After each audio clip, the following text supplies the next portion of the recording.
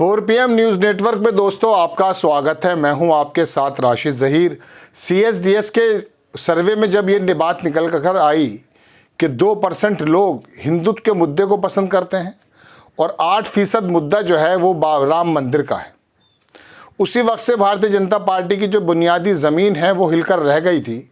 चूँकि पूरे देश को गुजरात के दंगों के बाद एक राह में पिरोने वाले मोदी जी जो प्रधानमंत्री के पद तक पहुंचे हैं, उस एजेंडे में जब चोट पहुंची और पता चला कि देश के लोग किसी भी तरीके से इस वाले झांसे में अब नहीं आएंगे, 22 जनवरी को प्राण प्रतिष्ठा करने के बाद सोचा यह जा रहा था भारतीय जनता पार्टी के नेताओं के माध्यम से कि शायद हम राम लहर चढ़ा देंगे। भारतीय जनता पार्टी का जो एक्स का हैंडल है, ट्विटर जिसको कहते हैं, उसमें मंदिर की जो है तस्वीर बनाई गई और बताया गया कि हमारे कर कमलों से एक काम हुआ है, आप किसको चुनेंगे, यानी कि देश को चलाने के लिए खाली एक राम मंदिर काफ़ी है। इस प्रकार की बातों को बताया गया। मोदी जी कल अमरोहा में आए परसों और आकर के बात करने लगे कि अमरोहा में ये हो रहा है।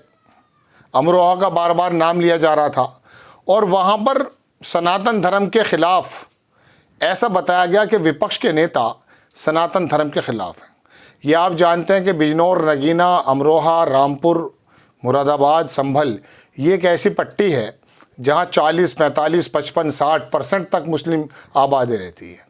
ऐसे जगह जाकर के विपक्ष के नेताओं को सनातन के ख़िलाफ़ बताना किस चीज़ को जगाने का प्रयास है।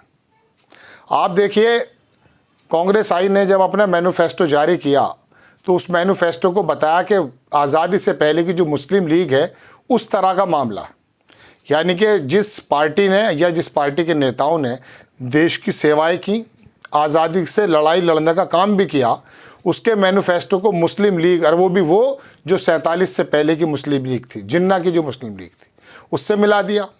दूसरा, आपने देखा होगा तेजस्वी यादव जब मछली खा रहे थे, हालांकि इनके नेता भी खाते हैं, और जिस बंगाल में जाके ये हिंदुत्व की अलख जला रहे हैं, वहाँ मछली की पूजा की जाती है।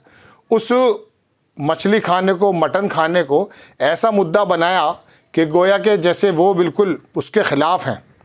और क्या क्या कहा गया कि साहब हिंदुत्व की तरफ जो है मतलब कुल मिला के मैनिफेस्टो को मुग़ल वाला बना दिया और मुग़ल वाली मानसिकता बताई गई।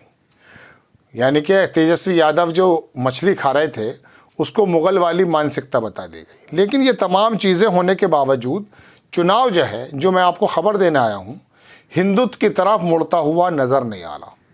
ये पहला जो चरण हुआ है, इसके अंदर सारे लोगों का कहना यह है कि दरअसल चमक नहीं है चुनाव के अंदर, वो वाली बात नहीं है, फीका फीका सा चुनाव है। मुंबई हो या राजस्थान, उत्तर प्रदेश हो या बंगाल या बिहार, वहाँ पर चुनाव के अंदर वो वाली बात नज़र नहीं आ रही जो अब से पहले चुनाव में होती थी। उसकी वजह क्या है? अपर कास्ट को ये दरअसल मालूम पड़ चुका है कि ये हिंदुत्व का मुद्दा जगा करके देश के तमाम मुद्दों को पीछे जो छोड़ा जा रहा है, ये देश के हित में नहीं है। और यही वजह है दोस्तों, उत्तर प्रदेश, राजस्थान, बिहार, बंगाल, महाराष्ट्र और जहाँ जहाँ चुनाव हैं वहाँ ऐसा कोई भी उत्साह नज़र नहीं आया। और उस अपर कास्ट में जो भारतीय जनता पार्टी का कोर वोटर माना जाता है, उसके अंदर एक नीरसता महसूस हुई है। कहीं 10% की कमी है, कहीं 12% की, कहीं 7% की, बहुत बड़ी कमी है। महाराष्ट्र के अंदर चले जाइए, राजस्थान में चले जाइए, उत्तर प्रदेश में चले जाइए, इवन उत्तर प्रदेश में सहारनपुर, कैराना और मुजफ्फरनगर, ये 3 जगह तो कुछ ऐसा महसूस हुआ कि जिक्र हुआ इनका, चूँकि यहाँ के जो लोकल मुद्दे हैं, लोकल नेता हैं, वो फायर ब्रांड कहलाते हैं। इमरान मसूद हो या संजीव बालियान, इकरा हसन, और उधर जो है नगीना में चंद्रशेखर रावण, इन लोगों की वजह से चुनाव थोड़ा उठा हुआ महसूस हुआ। अदरवाइज़ रामपुर बिल्कुल शांत, अमरोहा बिल्कुल शांत, पीलीभीत बिल्कुल शांत, ये तमाम चीज़ें जो शांत हो गई हैं। और जो है राजस्थान के अंदर 12 सीटों पर हुआ, वहाँ पर भी कह रहे हैं साहब गर्मी में इलेक्शन है। अरे गर्मी में तो 2019 में भी था, लेकिन उसके बावजूद लोग इस वजह से नहीं ले रहे कि अब उन्हें भारतीय जनता पार्टी का असल मुद्दा शायद समझ में आ रहा है। इसमें ऐसा नहीं है कि इसके अंदर दलितों ने वोट नहीं किया, मुस्लिमों ने वोट नहीं किया, वोट कर रहे हैं। वोट जो नहीं हो रहा है ज़्यादातर, ऐसा अनुमान लगा रहे हैं राजनीतिक पंडित कि अपर कास्ट जो भारतीय जनता पार्टी का वोटर था उसके अंदर नीरसता पैदा हो गई। हिंदुत्व की तरफ मोड़ने की पूरी कोशिश कर रहा गोदी मीडिया।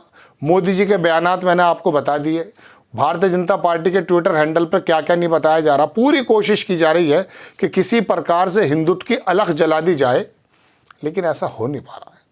अब होगा भी नहीं। गुजरात जो एक कहते हैं ना कि बासी कड़ी बार बार उसमें उबाल नहीं आता। आप बार बार गुजरात और मुसलमानों को और विशेष समुदाय को कितना भी टारगेट कर लीजिए, कितना भी बता दीजिए, असल मुद्दे तो रोटी से जुड़े हैं। जब दुनिया से अलग अलग तरह की रिपोर्ट्स आती हैं तो सबसे पहले पढ़ने वाला वही अपर कास्ट है जिसके दिमागों को आपने हिप्नोटाइज कर दिया था। अब वो धीरे धीरे बाहर आ रहा है।